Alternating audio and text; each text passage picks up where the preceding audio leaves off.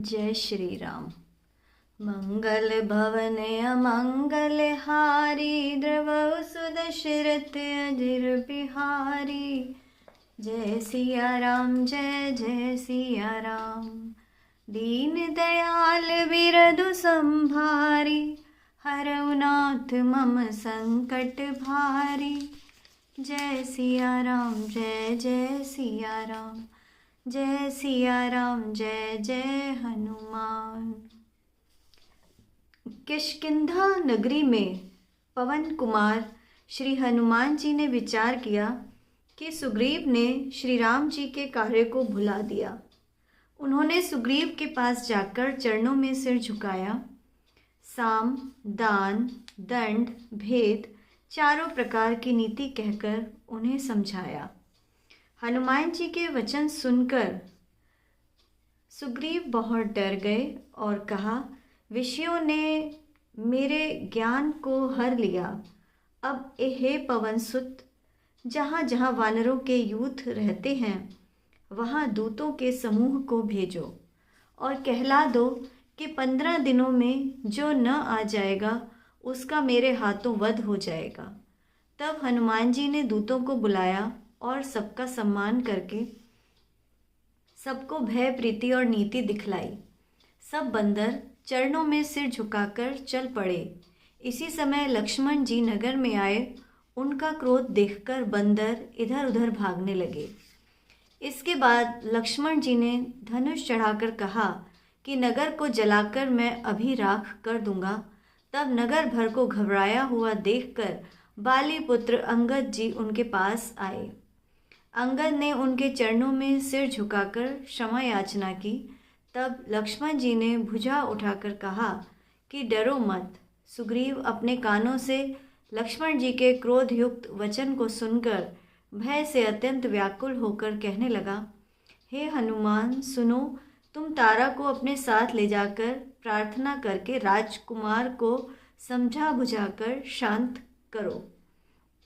हनुमान जी ने तारा के साथ जाकर लक्ष्मण जी के चरणों की वंदना की और प्रभु के सुंदर यश का वर्णन किया। वे विनती करके उन्हें महल में ले आए तथा चरणों को धोकर उन्हें पलंग पर बैठा दिया।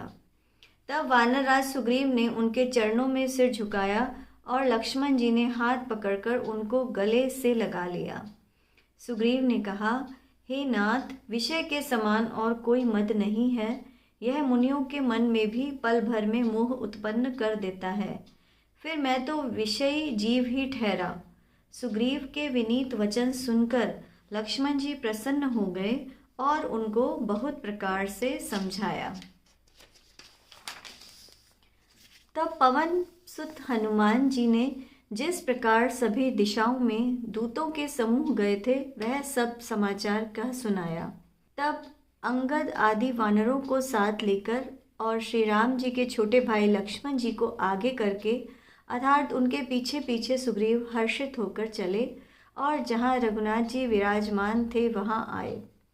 श्री रघुनाथ जी के चरणों में सिर झुकाकर हाथ जोड़कर सुग्रीव ने कहा, हे नाथ, मेरा कोई भी दोष नहीं है। हे देव, आपकी माया अत्यंत ही प्रबल है। हे राम, आप जब दया करते हैं तभी यह छूटती है। हे स्वामी, देवता, मनुष्य और मुनि सभी विषयों के वश में हो जाते हैं। फिर मैं तो पामर पशु और पशुओं में भी अत्यंत कामी बंदर हूँ। स्त्री का नयन बाण जिसको नहीं लगा, जो भयंकर क्रोधरूपी अंधेरी रात में भी जागता रहता है, अर्थात क्रोधांध नहीं होता, और लोभ की फांसी से जिसने अपना गला नहीं बंधाया, हे रघुनाथ जी, वह मनुष्य आप ही के समान है। ये गुण साधन से भी प्राप्त नहीं होते।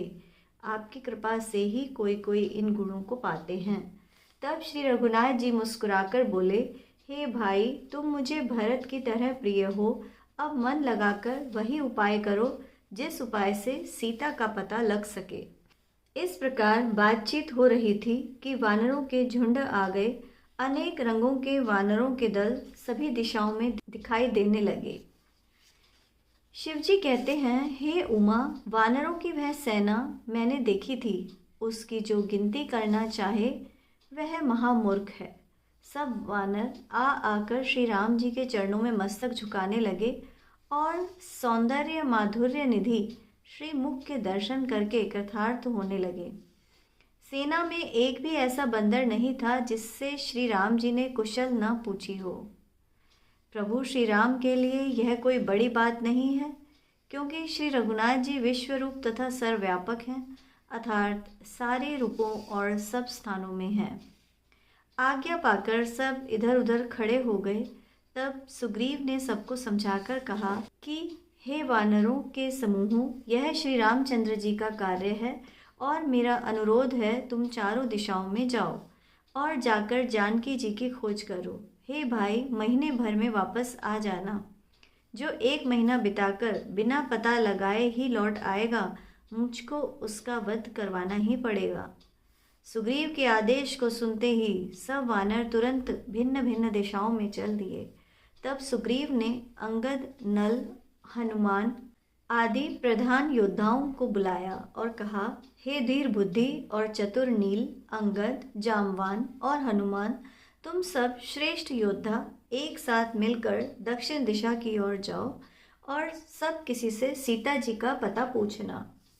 मन, वचन तथा कर्म से सीता जी का पता लगाने का उपाय सोचना। श्री रामचंद्र जी का कार्य संपन्न सफल करना। सूर्य की धूप को पीठ से और अग्नि को सामने से सेवन करना चाहिए, परंतु स्वामी की सेवा तो छल छोड़कर सर्व भाव से मन, वचन, कर्म से करनी चाहिए। माया को छोड़कर परलोक का सेवन भगवान के दिव्य धाम की प्राप्ति के लिए भगवत सेवा रूप साधन करना चाहिए, जिससे जन्म मरण से उत्पन्न सारे शोक नष्ट हो जाएं। हे भाई, शरीर धारण करने का यही फल है कि सब कामनाओं को छोड़कर श्री राम जी का भजन ही किया जाए। सद्गुणों को पहचानने वाला गुणवान तथा भाग्यवान वही है जो श्री रघुनाथ जी के चरणों में प्रेम करता है। आज्ञा मांगकर और चरणों में फिर सिर झुकाकर श्री रामचंद्र जी का स्मरण करते हुए सब हर्षित होकर चल पड़े। सबके पीछे पवनसुत श्री हनुमान जी ने सिर झुकाया। कार्य का विचार करके प्रभु ने उन्हें अपने पास बुलाया। उन्होंने अपने कर कमल से उनके सिर का स्पर्श किया तथा अपना सेवक जानकर उन्हें अपने हाथ की अंगूठी उतार कर दी और कहा, बहुत प्रकार से सीता को समझाना और मेरा बल तथा प्रेम कहकर तुम शीघ्र लौट आना। हनुमान जी ने अपने जन्म को सफल समझा और कृपा निधान प्रभु को हृदय में धारण करके वे चल पड़े। यद्यपि देवताओं की रक्षा करने वाले प्रभु सब बात जानते हैं, तो भी वे राजनीति की रक्षा कर रहे हैं, अर्थात नीति की मर्यादा रखने के लिए सीता जी का पता लगाने को इधर उधर वानरों को भेज रहे हैं। सभी वानर वन, नदी, तालाब, पर्वत और पर्वतों की गुफाओं में खोजते हुए चले जा रहे हैं। मन श्री राम जी के कार्य में लगा हुआ है, शरीर तक का ध्यान भूल गया है। मंगल भवन अमंगल हारी, द्रवहु सुदशरथ अजिर बिहारी। जय सिया राम, जय जय सिया राम।